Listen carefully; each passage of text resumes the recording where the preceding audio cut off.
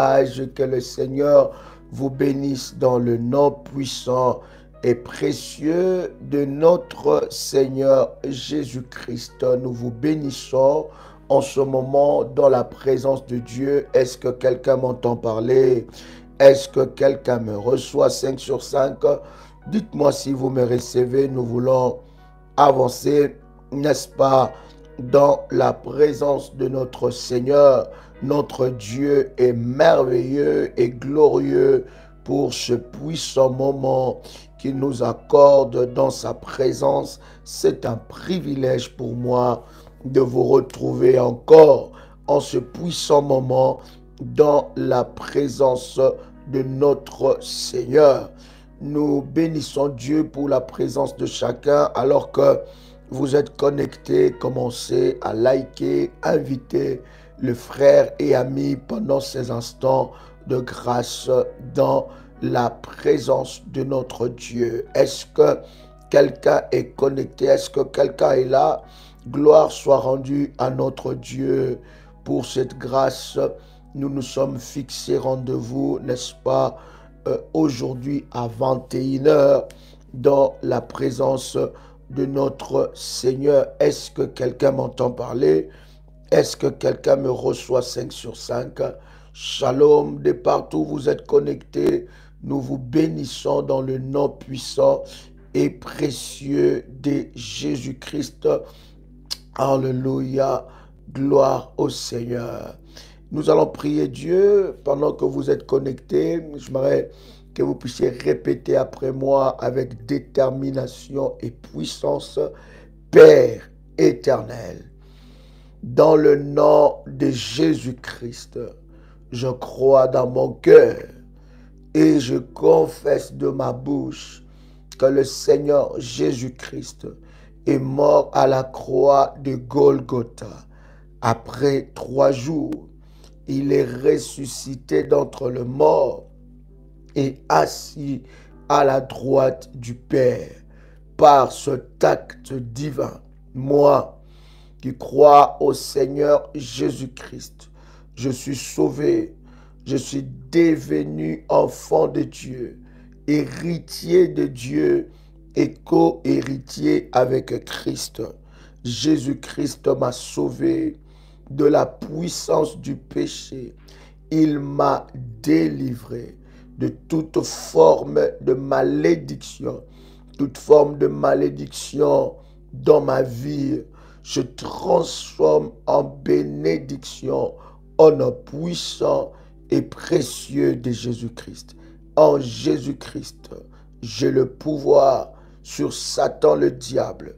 Satan le diable viendra vers moi par un seul chemin, mais il fuira par 7 chemins. Satan le diable me fera la guerre, mais il ne me vaincra jamais. Au nom puissant et précieux de Jésus-Christ. En Jésus-Christ, je suis toujours la tête et non la queue. Je suis toujours en haut et non en bas. Je suis toujours le premier et non le dernier. La grâce de Dieu me distingue parmi plusieurs dans ma génération. Au nom puissant et précieux de Jésus-Christ. Amen. Amen. Eh bien, gloire à Dieu. Est-ce que vous me recevez? Est-ce que vous entendez le son de ma voix? Que Dieu bénisse votre obéissance. Merci, n'est-ce pas, de liker la vidéo et d'inviter le frère et ami pendant ces instants de grâce. Je suis convaincu que Dieu nous fera du bien. L'Éternel Dieu sera notre force et sera notre bouclier pendant ce moment dans la présence de notre Seigneur. Je voudrais prendre avec vous ces textes, ce puissant texte que nous allons lire, n'est-ce pas, ensemble. Nous sommes dans Genèse, le chapitre 49. Genèse, le chapitre 49. Est-ce que quelqu'un a trouvé Genèse, le chapitre 49? Alléluia. Et nous commençons par le verset 8. Genèse, chapitre 49, et on commence par le verset 8. La Bible dit, Judas tu recevras les hommages de tes frères. Alléluia. Ta main sera sur la nuque de tes ennemis. Les fils de ton père se prosternera devant toi. Judas est un jeune lion. Tu reviens du carnage, mon fils. Tu déploies les genoux. Il se couche comme un lion, comme une lionne. Qui le fera lever? Est-ce que quelqu'un est là? Est-ce que quelqu'un m'entend? C'est très important. Partagez le lien, commencez à partager le lien et invitez une personne, n'est-ce pas, pendant ce moment dans la... Gloire soit rendue à Dieu. Gloire à Dieu. Dites-moi si vous me recevez 5 sur 5, nous avançons. Dites-moi si vous me recevez 5 sur 5, nous avançons. Si c'est 5 sur 5, dites-moi 5 sur 5 et nous avançons dans la présence de Dieu. Gloire à Dieu. Gloire au Seigneur. Est-ce que vous me recevez 5 sur 5? Alléluia, alléluia. Si c'est 5 sur 5, vous me dites 5 sur 5, on avance. Gloire au Seigneur. Alors, partagez le lien, commencez à liker et nous avançons. Gloire au Seigneur. Alors, Genèse, le chapitre 49, je disais, Genèse 49, et nous lisons à partir du verset 8. La Bible est en train de dire, Judas, tu recevras les hommages de tes frères. Merci de partager le lien dans le groupe et dites que nous sommes de nouveau en ligne. Judas, tu recevras les hommages de tes frères. Ta main sera sur la nuque de tes ennemis.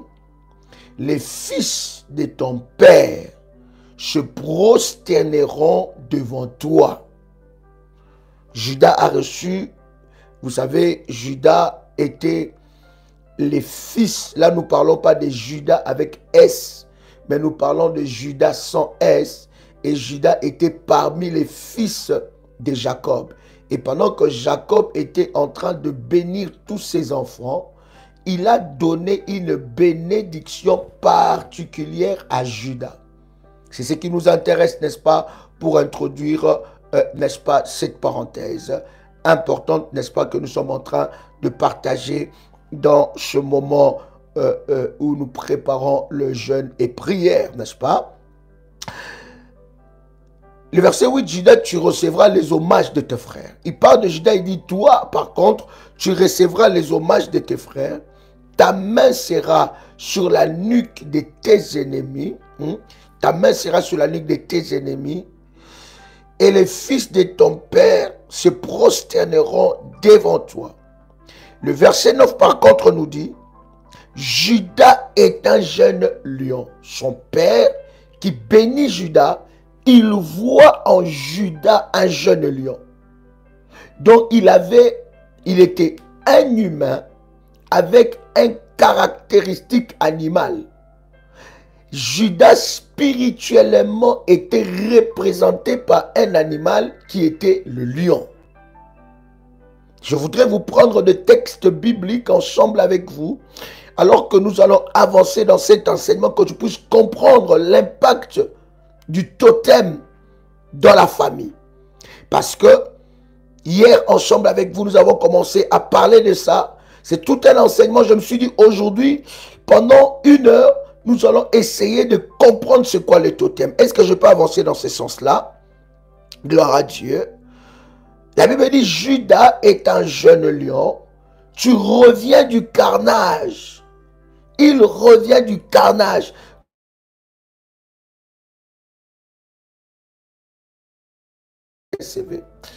Waouh, quelle perturbation de réseau. Mon Dieu. Seigneur, merci. Merci Saint-Esprit, tu es là. Likez massivement. Alléluia. L'ennemi n'est pas content, mais il est vaincu au nom de Jésus-Christ. Amen. Bien. Alors, la Bible est en train de dire quoi? La Bible dit, Judas est un jeune lion. Tu reviens du carnage. Pas un jeune lion en repos, mais un jeune lion qui revient du carnage, qui revient du travail. Judas est un jeune lion qui revient du carnage, mon fils, il déploie les genoux, il se couche comme un lion, comme une lionne, qui le fera lever. Deux caractéristiques, femelle et mâle. Il est comme un jeune lion, d'accord? Il déploie les genoux comme un lion, comme une lionne. Et il revient du carnage. Et Jacob continue à dire qu'il le fera lever. Ça veut dire qu'il enlèvera de son trône, qu'il enlèvera de sa place, qu'il enlèvera de sa position. Il revient du carnage. Il revient, n'est-ce pas, de saccager. Il revient, n'est-ce pas, de combattre. Et c'était le caractéristique de Judas. Donc, Judas, spirituellement, représentait un jeune lion. Mais pas un jeune lion en repos, mais un jeune lion qui revient du carnage. Et avant de dire que Judas était un jeune lion, son père va dire à Judas, il dit, tu recevras les hommages de tes frères. Ça veut dire, le travail que toi tu vas faire, Judas n'était pas le fils aîné. Voilà pourquoi j'aime dire à quelqu'un, j'ouvre cette parenthèse et je la ferme, ta position spirituelle de ta famille n'est pas la position physique de la famille. Tu peux être l'aîné de la famille, mais tu ne pèses pas spirituellement. Tu peux être le deuxième de la famille, mais spirituellement, tu n'as pas de poids. Mais tu peux être le 5e, le 7e, le 8e, le 11e pour des familles nombreuses. De la famille, spirituellement, tu pèses. Est-ce que jusque-là, ça va, je peux avancer? Je voudrais avancer ensemble avec vous. Dites-moi si je peux avancer. C'est très important. Il commence à dire à Judas, il dit, Judas, tu recevras les hommages de tes frères. Donc cela ne dépendait pas de la position qu'ils occupaient physiquement dans la famille. Si Judas n'était pas le fils aîné, cela ne dépend pas de la position que Judas occupait dans la famille physiquement.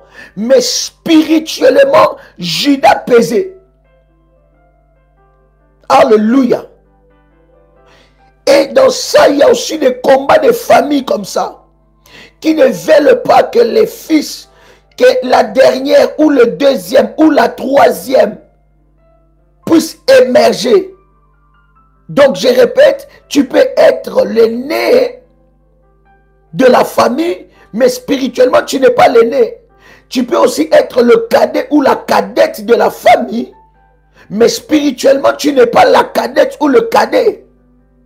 Alléluia. Donc la position physique que tu occupes dans la famille, ce n'est pas la même position spirituelle que tu as dans la famille.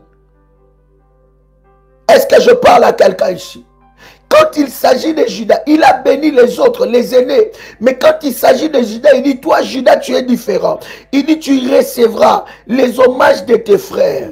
Ta main sera sur la nuque de tes ennemis. Ta main sera sur la nuque de tes ennemis. Les fils de ton père, en d'autres termes, mes enfants. Donc Jacob est en train de dire, il parle de ses propres enfants. En d'autres termes, il dit, mes enfants, les fils de ton père, se prosterneront devant toi. Est-ce que vous voyez les caractéristiques prophétiques de la bénédiction de Judas? Mais maintenant, pour que cette personne entre dans cette dimension, son père dit Judas, que vous voyez Judas, il n'est pas seulement Judas, mais c'est un jeune lion. Parce qu'un jeune lion n'est pas fatigué de bataille. N'est pas fatigué de bataille. Là, waouh! Dites-moi si vous me recevez 5 sur 5. Alléluia! Jésus-Christ est Seigneur. Jésus-Christ est Seigneur. Alléluia. Alléluia. Il dit, tu reviens du grand carnage. Tu reviens du grand carnage. Judas, tu fais quoi? My God, gloire à Dieu, gloire à Dieu. Alléluia. Il dit, toi, tu es un jeune lion. Il ne dit pas que Judas est un lion, mais il précise. Est-ce qu'il y a une bonne connexion? J'ai vu quelqu'un m'écrire pas de bonnes connexions. Est-ce qu'il y a une bonne connexion? C'est pour cela que je vous dis souvent, chers amis, quand vous vous connectez, likez. Parce que quand nous avons de tels moments, il y a même quelques titres qu'on ne peut pas, quand on écrit ça, il y a on va dire Facebook ou bien YouTube qui regarde bien. Oh, est-ce que vous avez une bonne connexion, n'est-ce pas? Gloire à Dieu. Judas est un jeune lion. Il ne dit pas que Judas est un lion, mais Judas est un jeune lion. Il dit, tu reviens du carnage. Mon fils, tu déploies les genoux. Il se couche comme un lion et comme une lionne. Qui le fera lever? Qui enlèvera Judas de sa position? Donc, le fils de son père était soumis à l'autorité de Judas. C'est ce que nous allons prier ensemble avec vous pendant les 21 jours. Bien-aimé, ta position spirituelle va changer. Quelqu'un entend le son de ma voix. Maintenant le verset 10. Donc son père dans le verset 9, il compare Judas à un jeune lion. Donc spirituellement, Judas était un jeune lion. Et sa vie, la vie physique de Judas était dirigée en tant qu'un jeune lion. Alléluia. Sa vie spirituelle, sa vie physique plutôt, était dirigée par le caractéristique animal prophétique qu'il avait. Alléluia. Caractéristique prophétique qu'il avait. Et Judas spirituellement représentait un animal.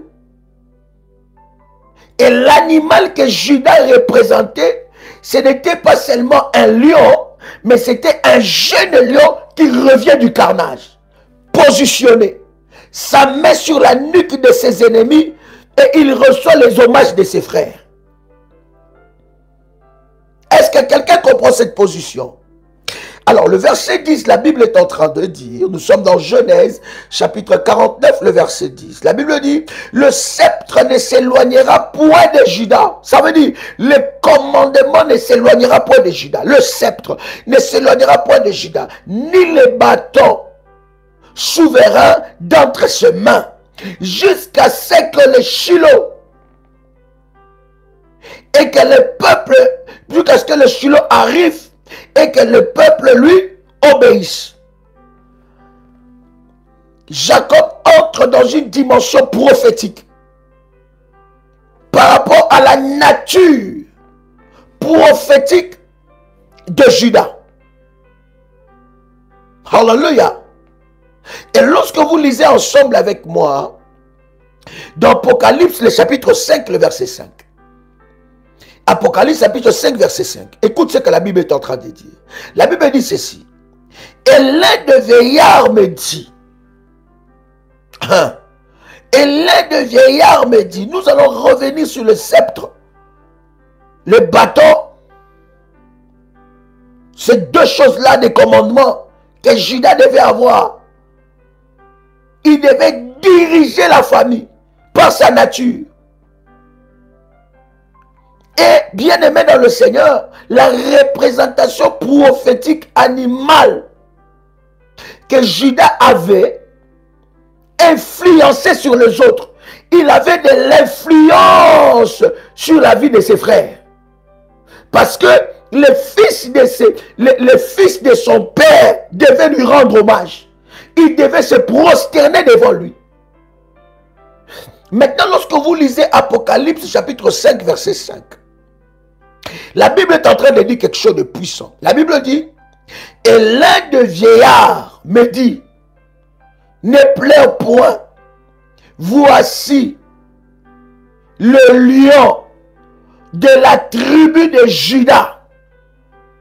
En d'autres termes, le lion de la famille de quoi? De Judas. Voyez-vous, la tribu de Juda, là d'abord on parle d'un homme. Donne-moi ton attention parce que les choses que nous sommes en train de dire, nous sommes dans une zone hautement prophétique. Si tu loupes ça, bien aimé, tu as loupé quelque chose par rapport au totem. Est-ce que quelqu'un laisse que je peux avancer? Oh my God. Alors, vous voyez, cher ami, Jacob va bénir Juda. Il va dire que Juda est un jeune lion. Ok? Juda avait la nature d'un lion. Donc, prophétiquement et spirituellement, Juda représentait un lion. Maintenant, lorsque vous lisez Apocalypse chapitre 5, verset 5, la Bible est en train de parler du lion de la tribu de Juda. Donc, la tribu de Juda, toute une tribu plutôt, était représentée par un lion. Et la tribu de Juda n'était pas seulement représentée par un lion, mais la tribu de Juda était représentée par un jeune lion qui revient du carnage. Et tout membre de la tribu de Juda avait la main sur ses ennemis, sur la nuque de ses ennemis. Les frères des membres de cette tribu-là se prosternaient devant eux. Ils avaient la supériorité.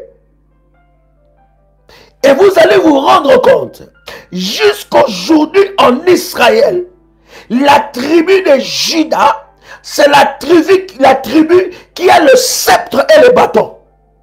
Parce que pendant que Jacob était en train de prophétiser, Jacob avait déclaré que le sceptre et le bâton ne quitteraient pas la main de Juda jusqu'à ce que le Shiloh arrivera. Et vous allez voir que Jésus-Christ est venu de la tribu, de la lignée. Donc, de Juda. Donc, vous voyez, chers amis, donc, la tribu de Juda, spirituellement, était représentée par un animal qui est un lion, un jeune lion qui revient du carnage. Donc vous voyez, l'histoire des totems a commencé depuis la Bible. Oh my God. Est-ce que quelqu'un est avec moi ici? My God. Je sens l'Esprit de Dieu faire un travail puissant. L'histoire des totems a commencé depuis l'histoire de la Bible. Donc, la tribu de Juda, toute cette tribu-là, était influencée par la nature des jeunes lions qui revient du carnage. Donc, dans la tribu de Juda, leur totem, c'était le lion. Un jeune lion.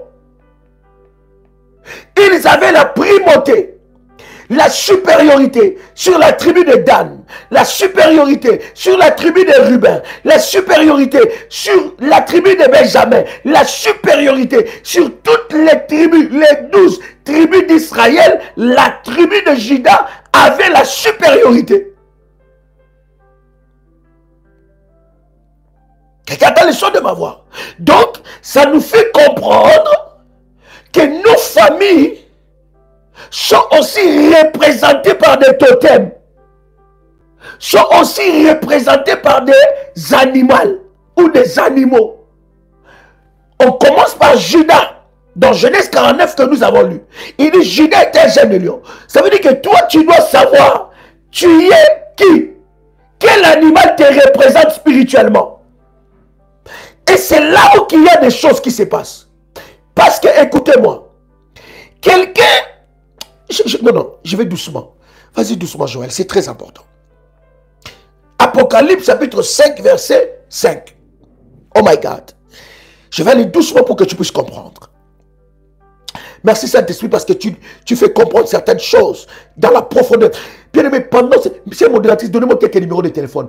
Pendant ces 21 jours, bien-aimé, nous serons dans une profondeur exceptionnelle de prières, de délivrance. Écoute-moi te dire, bien-aimé, la couronne sera sur ta tête. Chère modératrice, pendant que nous sommes en train de dire, donnez les numéros, donnez ces numéros, bien aimé, prenez ces numéros et appelez, envoyez un message par WhatsApp et les modératrices vous enverront les recommandations pour que vous soyez inscrits dans le groupe. Plus 225 05 75 37 03 36. C'est très important, cher ami, parce que les lives de prière, de service que nous allons faire pendant les 21 jours se passera en privé, cher ami, et ça sera puissant. Hey my God, est-ce que quelqu'un avec moi ici? Est-ce que quelqu'un avec moi ici? Et nous allons parler ici par la grâce de Dieu, comment est-ce que tu peux retrouver les totems de ta vie, les totems qui représentent ta famille. Plus 596 696 20 77 58. Écoutez bien. Psaume chapitre 5 verset 5. La Bible dit, et l'un des vieillards me dit, ne pleure point. Voici le lion de la tribu de Juda, le rejeton de David, a vaincu pour ouvrir le livre et ses 7 sceaux. Il y a des dimensions bien aimées dans la prière. Lorsque vous priez, vous ne voyez pas de résultats.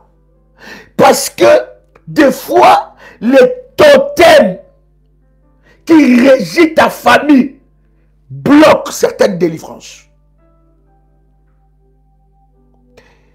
Bien aimé, c'est très important. Et ça, c'est une réalité que vous devez comprendre. Et je veux dire à quelqu'un, Jean était en train de pleurer. Il a vu un livre que personne ne pouvait ouvrir, ni de rompre les 7 sceaux. Il n'y avait pas un sceau, 2 sceaux, 3, non, il y avait 7 sceaux. Personne ne pouvait rompre les 7 sceaux. Et la Bible dit, pendant qu'il pleurait, l'un des vieillards vient dire à Jean, il dit, Jean, ne pleure pas. Voici le lion de la tribu de Juda.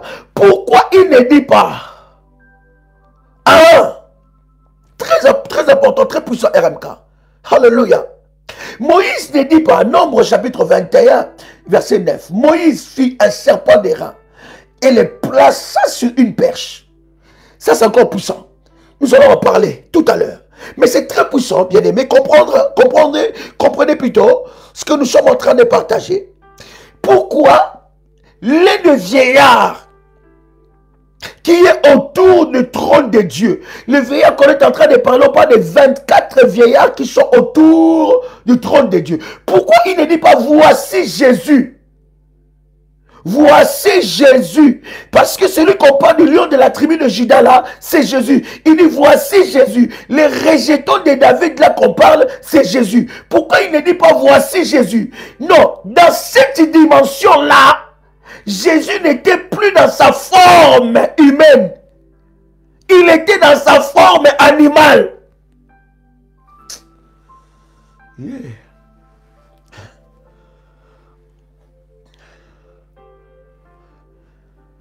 Il y a des visitations prophétiques qui arriveront dans la vie de plusieurs où Dieu entrera dans tes combats en forme animale.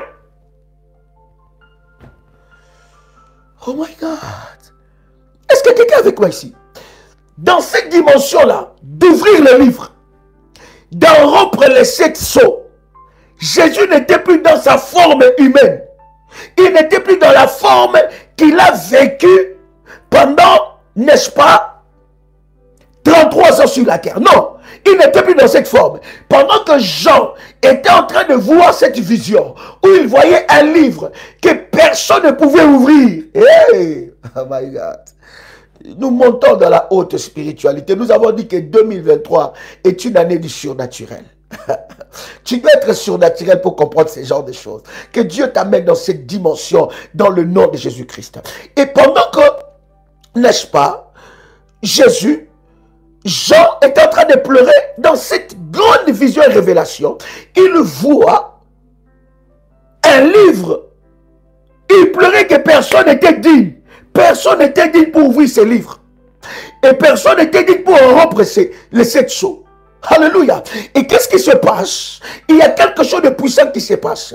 La Bible dit, l'un des vieillards qui est parmi les 24 veillards autour du trône de Dieu, va dire à Jean, voici le lion de la tribu de Judas. Pourquoi il ne va pas dire, voici Jésus, le rejeton de David? Dans cette dimension, Jésus était dans sa forme animale.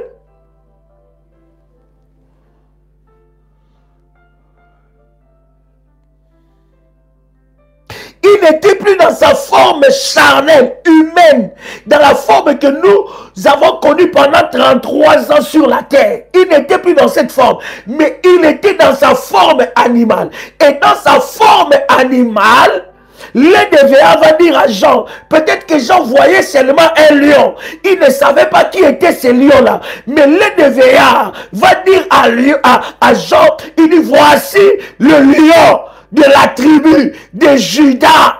Voici le lion de la tribu de Judas. Il parle de la tribu de Judas. Donc la tribu de Judas était représentée par un totem qui était le lion. Et dans la dimension d'ouvrir le livre et de rompre les 7 sceaux, il fallait Jésus, pas dans sa forme humaine, mais dans sa forme surnaturelle animale. Hey. My God. Est-ce que quelqu'un me saisit ici? Est-ce que quelqu'un me saisit ici? Waouh! Est-ce que jusque-là ça va? Est-ce que jusque-là je peux avancer? Quelqu'un comprend quelque chose? Est-ce que je peux avancer? Alors, écoute bien. Michée chapitre 5, verset 8. Michée chapitre 5, verset 8. La Bible est en train de dire, écoute bien, est-ce que jusque-là ça va? Est-ce que vous comprenez jusque-là je peux avancer? Dites-moi si j'avance, on avance. Come on. Hallelujah. Michée chapitre 5, verset 8. Hallelujah. La Bible est en train de dire, le reste, Michée chapitre 5, verset 8. Le reste de Jacob sera parmi les nations, au milieu des peuples nombreux, comme un lion parmi les bêtes de la forêt. Hey. Oh my God. Saint-Esprit, merci. Saint-Esprit, merci. Il dit quoi? Écoutez, regardez cette dimension prophétique. Hein? Il dit les restes de Jacob. Il parle de restes. Pas tous les enfants de Jacob. Il dit, les restes de Jacob sera parmi les nations. Comme parmi les nations, au milieu des peuples nombreux. Comme un lion parmi les bêtes de la forêt. Ça veut dire, les restes de Jacob étaient représentés comme des lions. Et les nombreux peuples étaient représentés comme les bêtes de la forêt. Ils avaient une identité. Ils étaient des lions. Or, les lions, c'est le totem de qui?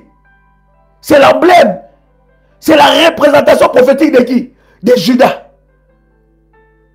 Judas sera un lion parmi les bêtes de la forêt. Écoute, pendant ce temps de prière, Dieu va te changer de nature. Prophétiquement, tu changeras de nature.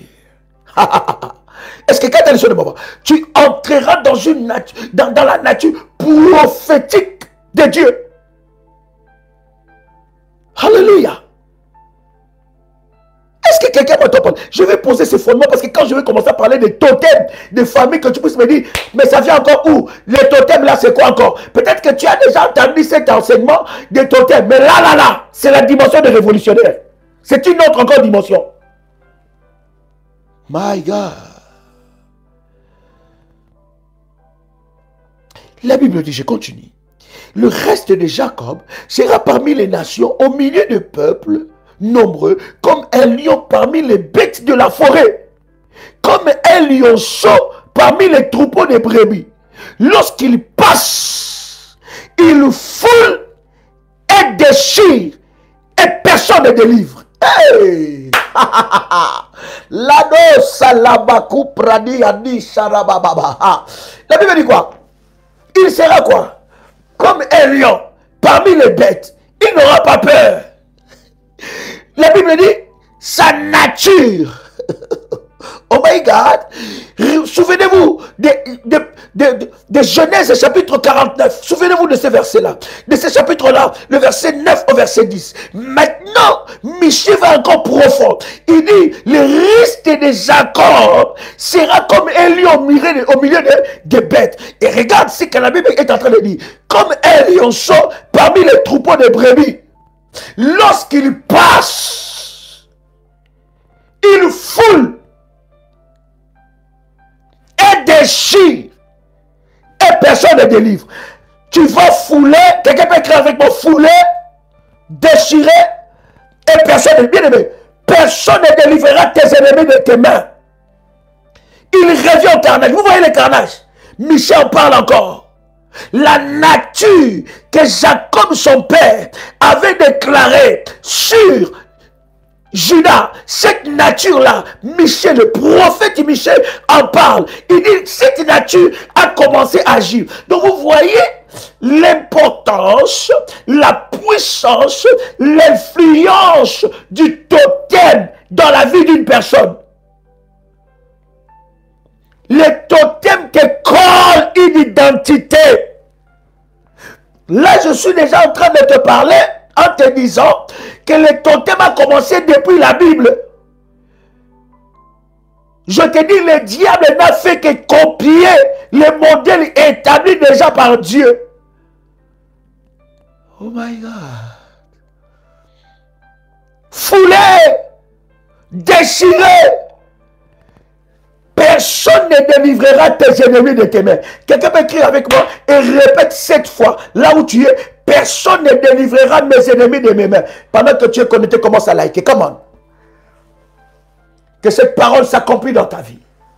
Oh my God. Que cette parole s'accomplit dans ta vie.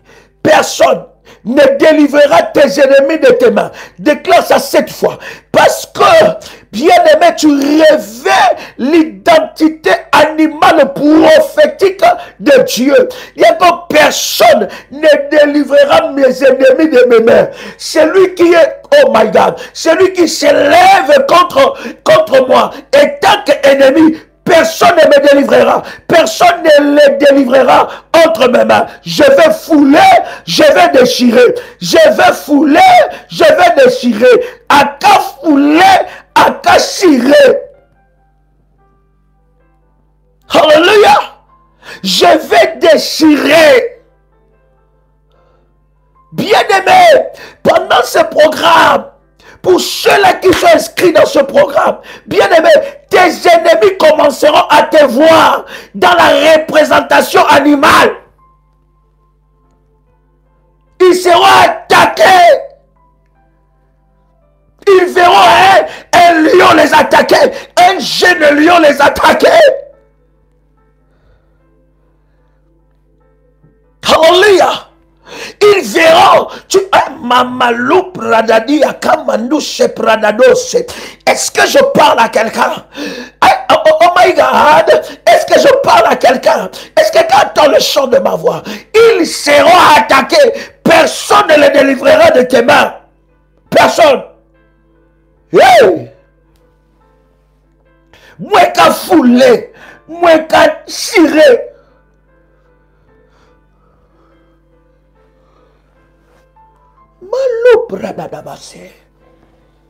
Oh my God. Hallelujah. Avant que nous puissions toucher les totems des familles, vous savez, j'aime poser le fondement biblique lorsque nous parlons d'un sujet aussi profond. Avant que nous puissions toucher maintenant les totems des familles, je voudrais que tu puisses comprendre que la Bible a expliqué ces choses et l'impact des totems dans la vie d'une personne. Quelqu'un peut répéter avec une sainte colère. Je ne sais pas là où tu te trouves. Quelqu'un peut répéter avec une sainte colère que personne ne délivrera mes ennemis entre mes mains. Répète cela 7 fois là où tu es. Et déclare ça prophétiquement. Les rugissements des lions. Oh my God. Quelqu'un répète ça 7 fois. Personne ne délivrera mes ennemis entre mes mains. Personne ne délivrera mes ennemis entre mes mains. Personne ne délivrera mes ennemis entre mes mains. Personne ne délivrera mes ennemis entre mes mains. Personne ne délivrera mes ennemis entre mes mains. Personne ne délivrera mes ennemis entre mes mains. Personne ne délivrera mes ennemis entre mes mains. Au nom puissant et précieux de Jésus-Christ, à mon passage, je vais déchirer et je vais fouler. À mon passage, je vais déchirer et je vais fouler. À mon passage, je vais déchirer et je vais fouler. Quelqu'un le déclare encore. Oh my God. Harabado Shapradade, Malabradadia Sopra, Taladia Sepradia Nosha. À mon passage, je vais déchirer, je vais fouler, je vais déchirer, je vais fouler. Au nom de Jésus-Christ, je déclare par ce moment de live que la peur a changé de camp. Fire! Fire, ya, ya, ya, ya, ya, ya, ya, ya, fire, ya, ya, ya, ya, ya, ya, ya, ya, fire, ya, ya, ya, ya, ya, ya, ya, ya, ya, ya, ya, ya, ya, ya, ya, ya, ya, au nom puissant et précieux de Jésus-Christ. Est-ce que je réveille la sainte colère? Oh my God! Est-ce que je réveille la sainte colère d'un enfant de Dieu ici? Oh my God! Est-ce que quelqu'un m'entend parler? Alors, voyez avec moi quelques versets. Oh God, nous voulons avancer, Seigneur. Malusha pradadease. Oh yes. Oh yes. Vous comprenez que dans la dimension du combat spirituel, Jésus peut prendre la dimension, le caractère animal. Alléluia. Alléluia. Hey, personne ne délivrera tes ennemis entre tes mains. Personne. Je disais encore personne. Quelqu'un ne m'a pas saisi, je disais personne. Oh, quelqu'un ne m'a pas saisi, je disais personne. Je disais encore personne. Je disais encore personne. Alléluia. Alors, yes. Comment ça fait monter les fire? Oh my God. Est-ce que quelqu'un est là avec moi? Yes. Gloire à Dieu. Gloire à Dieu. Écoutez, Apocalypse, le chapitre 4, le verset 7. Apocalypse, le chapitre 4, verset 7. La Bible dit, le premier être vivant ressemblait à un lion.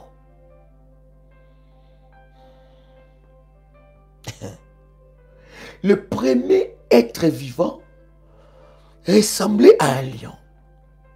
Le deuxième à un jeune taureau. Le troisième a un visage semblable à celui d'un être humain. Le quatrième ressemblait à un aigle qui vole. Chier. My God. Je répète encore. Le premier être vivant ressemble à un lion. Le deuxième à un jeune taureau. Le troisième a un visage semblable à celui d'un être humain. Le quatrième ressemble à un aigle qui vole. La description de tous ces quatre êtres vivants, ce sont les quatre êtres vivants qui sont autour du trône de Dieu. Donc, même autour du trône de Dieu, il y a des représentations animales. Tu as lu ça avec moi, n'est-ce pas? Nous sommes dans Apocalypse. Apocalypse, dans ce verset, le chapitre 4, le verset 7, est en train de nous donner une description hautement prophétique des êtres qui sont autour du trône de Dieu. Je vais te laisser faire la lecture du chapitre 4 et de tous les chapitres 4, cher ami. Et ces quatre êtres vivants représentent même les quatre facettes de Dieu dans son action. Ils sont autour du trône de Dieu. La Bible dit, le premier être vivant ressemble à un lion. Donc ce n'était pas un humain, mais un lion. Vous voyez autour, je ne sais pas quel Dieu toi tu sais. Un Dieu religieux ou un Dieu prophétique ou un Dieu réel. Un Dieu surnaturel. Le Dieu d'Abraham, le Dieu d'Isaac, le Dieu de Jacob. Le Dieu là, c'est lui qui a créé le ciel et la terre. Je ne sais pas quel Dieu toi tu sais. Autour de son trône, il y a des mystères. Et la Bible est en train de dire, le premier être vivant, il ressemble à un lion. Le deuxième à un jeune taureau. Le troisième a un visage semblable à celui d'un être humain. Le quatrième, il ressemble à un aigle qui vole. Est-ce que quelqu'un entend le son de ma voix? Donc, même autour du trône de Dieu, il y a des représentations animales. Donc, l'histoire des totems, ça n'a pas commencé avec Satan. Je vous avais dit que le diable n'a pas d'autre spiritualité qu'il a copié auprès de Dieu et il a rendu ça maléfique. Il n'y a pas deux spiritualités. Il n'y a qu'une seule spiritualité. C'est la spiritualité de Dieu. Le diable a pris, copié la spiritualité de Dieu et il a rendu ça maléfique. Mais le principe reste le même. Je vous avais dit, même auprès de Satan, tu ne peux pas monter sans sacrifice. Mais comment est-ce qu'auprès de Dieu, tu veux entrer dans sa présence sans sacrifice? Il y a le sacrifice de Golgotha, mais nos sacrifices, nous les mettons sur les sacrifices de Golgotha. D'ailleurs, c'est parce qu'il y a les sacrifices de Golgotha que nous faisons des sacrifices. Parce que s'il n'y avait pas les sacrifices de Golgotha, ça aurait été compliqué. Les sacrifices de Golgotha, c'est la fondation. Ce n'est pas parce qu'il y a la fondation que la maison est déjà construite. Non. La fondation tient la maison. Alléluia. Est-ce que je peux avancer encore? Combien de temps vous me donnez? Il me reste que 11 minutes. Combien de temps vous me donnez? J'ai voulu poser ces fondements d'abord sur le totem. Le totem. Le totem de Dieu. Les totems, les origines même des totems. Et quand nous allons commencer à parler des totems de ta famille, les divinités, est-ce que 20 minutes? Je pense que dans 20 minutes, 25 minutes, je pourrais terminer déjà. Est-ce que vous me l'accordez? Dites-le moi et on avance. Alléluia. Alléluia. Est-ce qu'on peut avancer? Yes. Oh my God. Je sais que mes enfants sont en train de me regarder. Ils me disent, mais papa, tu nous avais promis qu'on va regarder un bon film ensemble parce que c'est le week-end.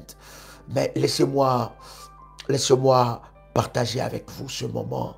Le zèle de la maison de Dieu nous dévore et l'amour pour l'œuvre du Seigneur est notre priorité. Donnez-moi 20 minutes, c'est ça? 20 minutes? 25. Gloire à Dieu. On avance. Maintenant, le totem dans sa définition, c'est quoi? Les totems dans sa définition, c'est quoi? Le totem peut représenter, dans sa définition du dictionnaire, peut représenter un animal ou végétal considéré comme l'ancêtre et le protecteur d'un clan. Un animal ou végétal considéré comme l'ancêtre et le protecteur d'un clan. Le totem est un objet de tabou et de devoir particulier. Retenez bien ces choses. Quelqu'un dit 5 minutes. Donc 5 minutes, hein? Ok. Rosalie, donc 5 minutes. D'accord. Ok. On va dire 5 minutes alors. Ok. Donc dans 5 minutes là même, on va même pas, on n'aura même pas, n'est-ce pas, terminé notre temps parce qu'il nous faut 60 minutes. Bon, 5 minutes, on va faire 5 minutes comme Rosalie.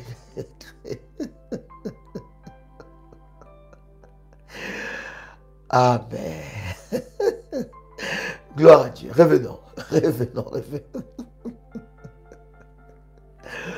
Oh yes.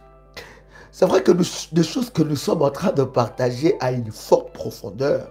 Et cette profondeur nécessite, bien aimé, que nous puissions écouter et réécouter le live pour recevoir, n'est-ce pas, la pensée de Dieu. Alors, le totem peut représenter un animal. Mais le totem peut représenter aussi un objet. D'accord? Le totem, souvenez-vous de ce que nous avons dit hier. Nous avons dit, nous parlons du sacerdoce, nous touchons le point du sacerdoce, parce qu'on n'a pas encore touché le trône, on n'a pas encore touché la couronne. Mais on parle du sacerdoce.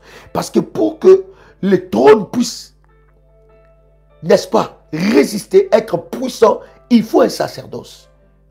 Et c'est le trône qui amène la couronne. Mais la couronne et le trône dépendent du sacerdoce. Et dans le sacerdoce, nous avons dit que chaque famille a son sacerdoce. Alléluia. Dans chaque famille, il y a un sacerdoce. Et ce sacerdoce-là est voué à une divinité. Donc, dans chaque famille, il y a une divinité. Et cette divinité est représentée par un totem. Cette divinité est représentée par un animal ou un objet. Il y a des arbres même qui représentent un totem. Maintenant, dans la définition du totem, le totem est considéré comme l'ancêtre et le protecteur. Ça veut dire que le totem est un protecteur. Il a une influence. L'ancêtre est le protecteur d'un clan ou d'une tribu, d'une famille, d'un pays, d'une contrée.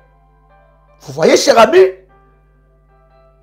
les totems sont aussi des objets tabous et des devoirs particuliers.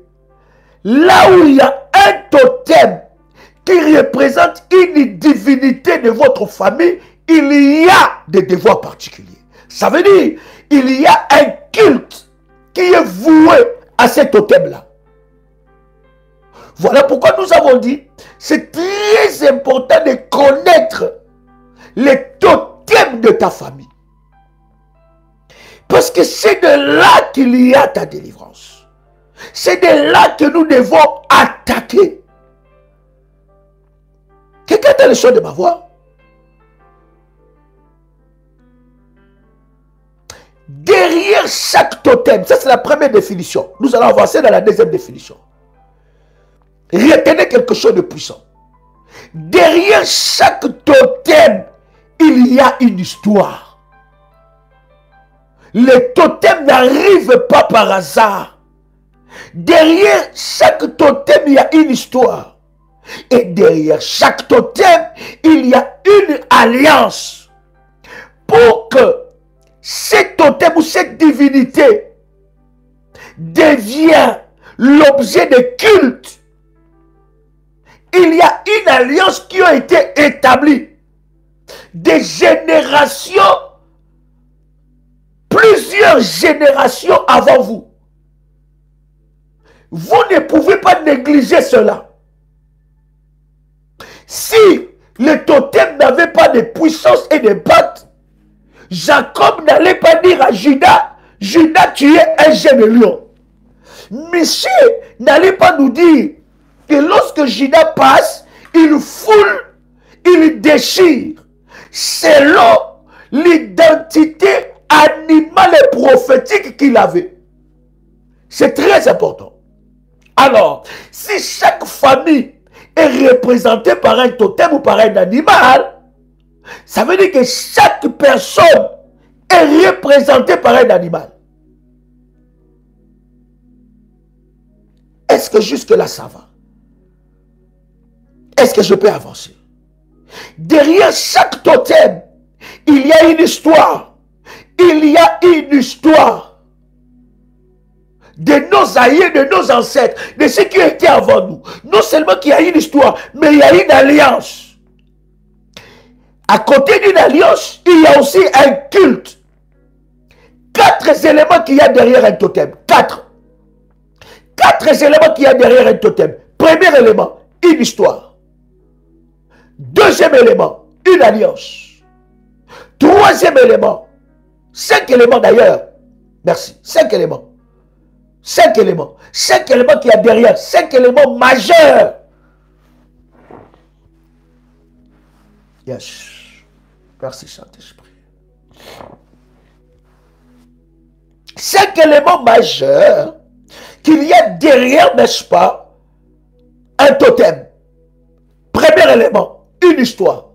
Derrière un totem, il y a une histoire. Deuxième élément, une alliance. Troisième élément, un culte. À ce totem-là est une représentation d'une divinité. Et cette divinité est représentée soit par un animal ou par un objet. Et derrière cette représentation, il y a un culte, il y a une alliance. Quatrième élément, il y a un sacerdoce de devoir. Alléluia. Et cinquième élément, il y a un sacrifice. Ces 5 éléments mis ensemble, bien aimés dans le Seigneur, constituent les totems. Donc, comme dans nos familles, il y a des totems, il y a une histoire. Bien aimé, ne néglige pas l'histoire de ta famille. Et c'est très important de connaître l'histoire de ta famille. C'est très important. Et dans le domaine de délivrance, tu dois connaître l'histoire de tel. Il y a des conflits dans vos familles que vous ne savez pas la base. Vous ne connaissez pas l'auteur de ces conflits. Vous ne savez pas comment ça a commencé.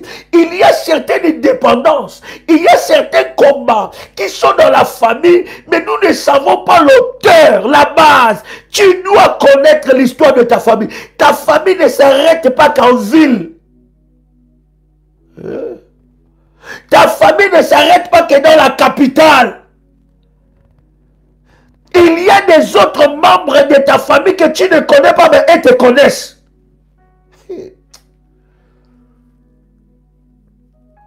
Oh my God.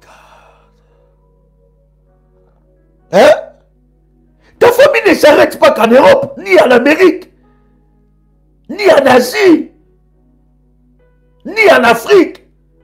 Il y a d'autres membres de ta famille qui te connaissent, mais toi tu ne les connais pas. Mais ils te connaissent bien. Ils connaissent même ton nom. Ils connaissent ton histoire. Ils connaissent qui ta mère. Ils connaissent qui ton père. Et ils viennent se présenter que moi je suis l'enfant de tel. Mais quand il te dit l'enfant de tel, toi-même tu ne connais pas ça. Connais l'histoire de ta famille. Et lorsque, cher ami, nous parlons de l'histoire de la famille, nous ne parlons pas que de l'histoire de la famille restreinte. Hein? Nous avons deux sortes de familles, vous êtes d'accord avec moi? Nous avons la famille restreinte et la famille élargie. Et le combat arrive aussi dans ces deux dimensions. Dans la dimension de la famille restreinte et dans la dimension de la famille élargie. Surtout la famille élargie. Vous avez des oncles qui ne vous parlent pas. Vous ne savez pas ce que vous les avez fait. Hein? Moi, dans ma famille, c'est comme ça. Hein? On va parler des totems ici. Des catégories de totems. Tu vas comprendre. Des oncles qui sont jaloux. Qui ne vous parlent pas. Vous ne les avez rien fait. Il y a un de mes oncles. Du côté de ma mère. Quand je vous avais déjà raconté cette histoire, je pense. Je suis arrivé en Europe. Je n'avais pas un manteau. Et je suis descendu chez lui, à Paris. Et il m'a donné une veste, une jolie veste en cuir.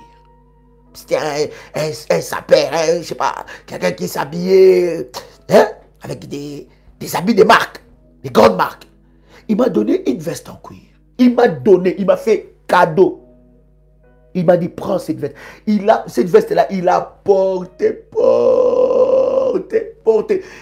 On a au moins des centaines de photos qu'il a déjà porté cette veste-là.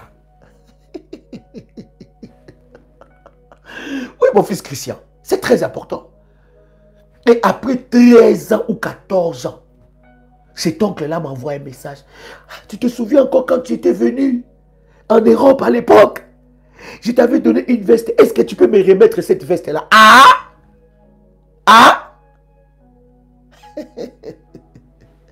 Après combien d'années? Moi-même, la veste-là, je ne sais pas ce que j'ai fait avec. Si j'ai donné ça cadeau, si j'ai donné ça cadeau en Afrique, si j'ai donné ça cadeau, je ne sais pas où. C'est que moi-même, dans ma tête là me chauffe. Je pose la question à l'oncle, dis-moi cette veste-là, elle coûtait combien? Je vais te rembourser l'argent. Parce que moi-même, quand tu me parles là, je ne sais pas d'où ça vient. Je ne sais pas là où je ne sais pas à qui j'ai donné cadeau. Parce que moi, j'ai une loi spirituelle dans ma vie qui dit, celui qui arrose sera arrosé. Donc si on me donne, moi aussi je donne. Je ne garde pas la bénédiction pour moi-même. Si on me donne, j'arrose pour qu'on m'a arrosé. Moi aussi j'arrose.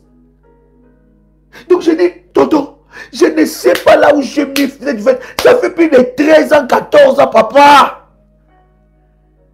Dis-moi seulement cette veste-là, tellement qu'elle était importante, hein? Dis-moi seulement le prix. Comme ça, je t'envoie l'argent et tu payes ça. Tu peux en acheter même 3.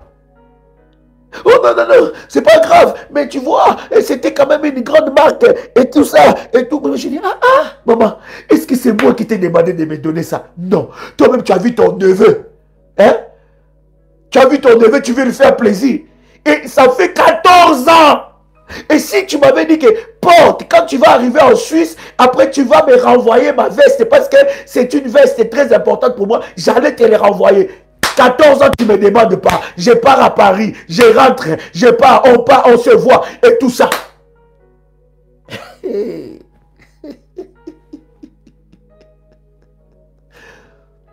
Alléluia.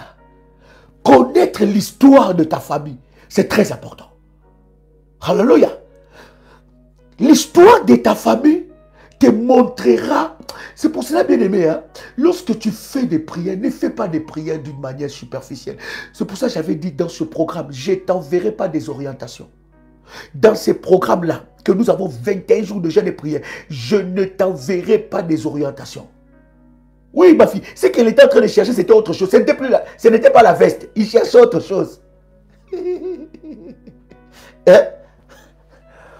C'est pour ça que je veux toujours dire, si tu vois quelqu'un commence à te chercher des problèmes le jour, que quelqu'un commence à inventer des choses sur toi le jour, quelqu'un commence à te combattre le jour, quelqu'un commence à te combattre face à face comme ça, comme chez nous on dit au Congo, vis-à-vis. Hein? Vis-à-vis comme ça, il commence à te combattre le jour. Sache que la nuit, il a essayé. Il a été frappé. Il a essayé. Il n'a pas pu. Maintenant, il vient le jour pour essayer d'ouvrir une porte.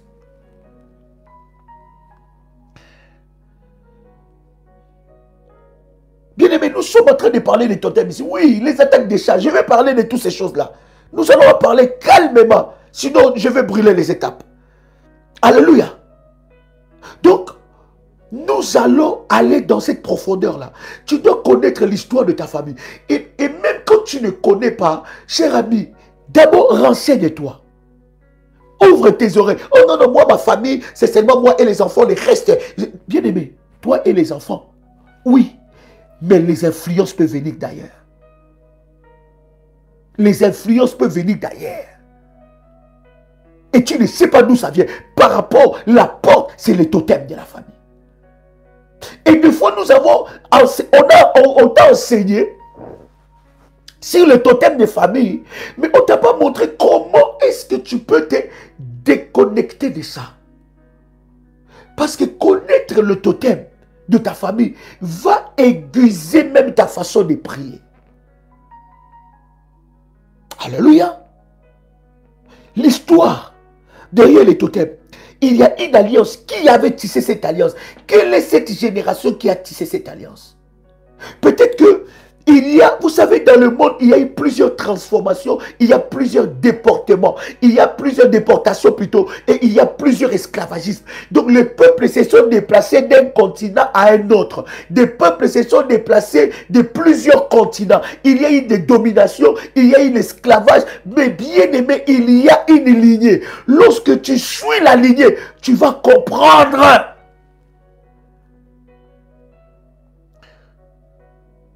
que dans cette lignée-là, voici les totems. Et je vous dis, ce ne sont pas des prières superficielles qui peuvent te montrer les totems. C'est des prières de profondeur. Alléluia. Parce que les totems ne se dévoilent pas comme ça facilement. Non. Les caractéristiques de ces totems ne se dévoilent pas aussi facilement. Parce que c'est ces totems-là qui conduisent les vies des gens. Il y a des obligations, il y a des cultes, il y a des alliances, il y a un sacerdoce. Et dans le sacerdoce, il y a des sacrifices. Non seulement il y a des sacrifices, mais il y a des prêtres qui servent sur ces autels. Et qui rendent un culte à cet autel-là.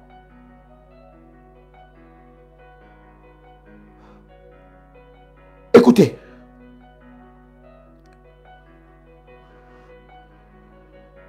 Deuxième définition de totem. Un être.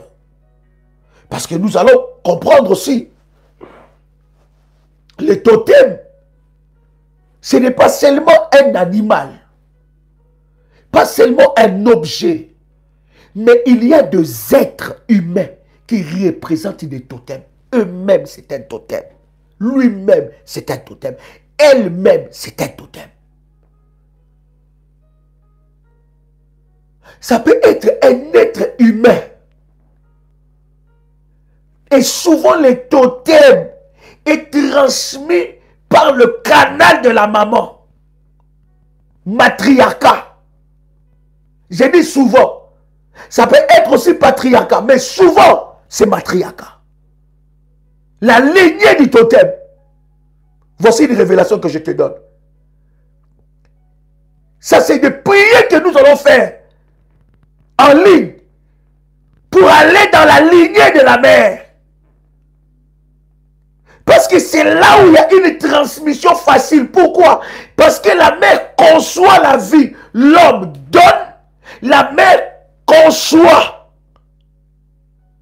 Quelqu'un me saisit?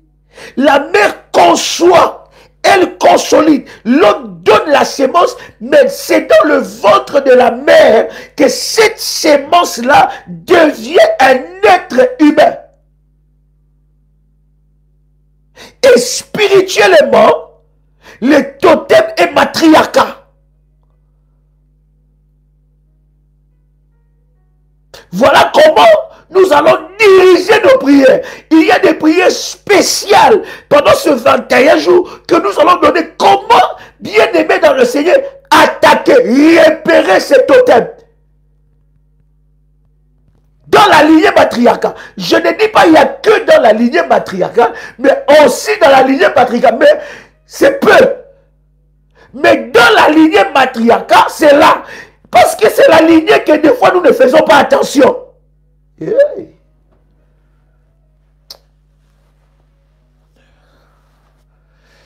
Non, bien aimé, je dois aller doucement parce que cet enseignement est puissant. Hein? Alléluia. Parce que c'est la lignée que nous ne faisons pas très attention. Mais c'est dans cette lignée-là que les totems sont transmis. Dans la lignée matriarcale, il y a ta mère, il y a les tantes, il y a les oncles, il y a le père, il y a la mère, il y a la grand-mère, il y a tout cela. C'est dans la lignée matriarcale. Et je vous dis, bien aimé, sur les 100% de nos combats, croyez-moi, cher ami, 98% de nos combats viennent de cette lignée-là. La lignée patriarcale n'est pas aussi à négliger. Est-ce que quelqu'un a compris cet équilibre? La lignée patriarcale n'est pas aussi à négliger. Mais la lignée matriarcale, bien aimé, si tu rapportes cette victoire, tu verras comment ta vie va changer. Vous savez, les jours que j'ai compris cette révélation, bien aimé, je m'attaque ça.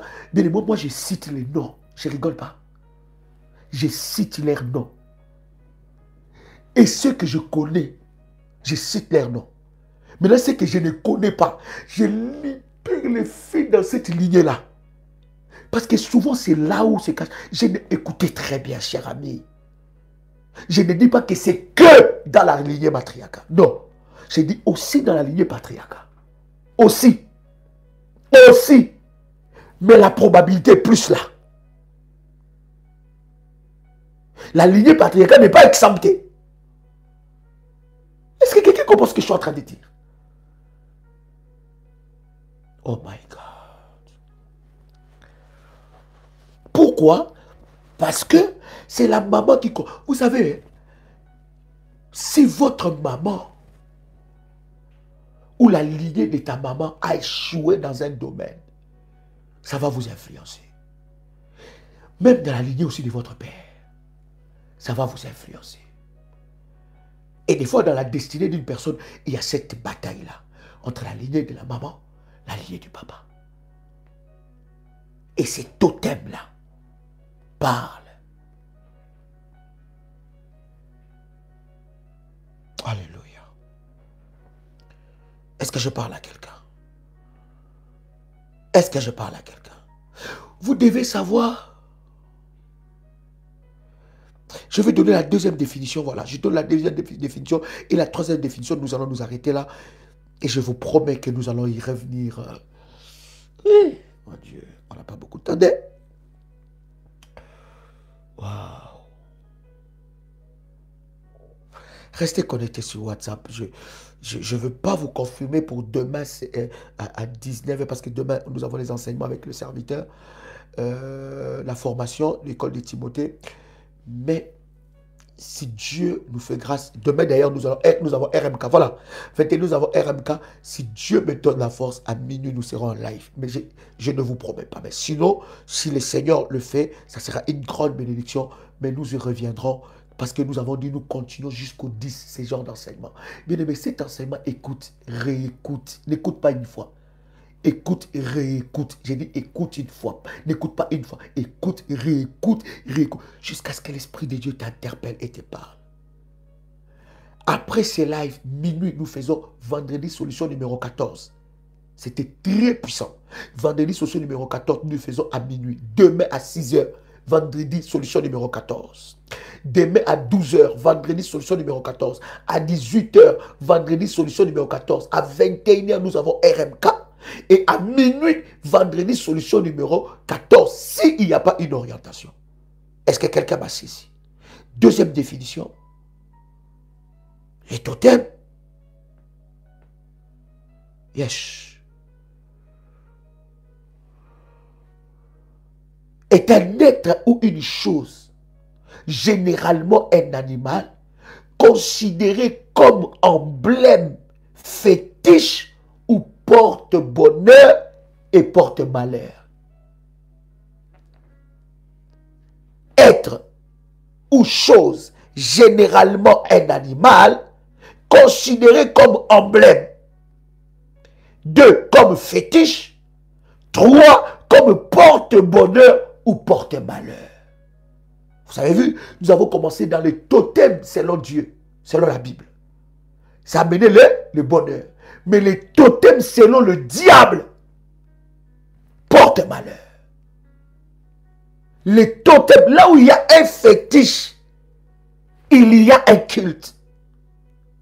Là où il y a un fétiche, il y a un sacerdoce maléfique.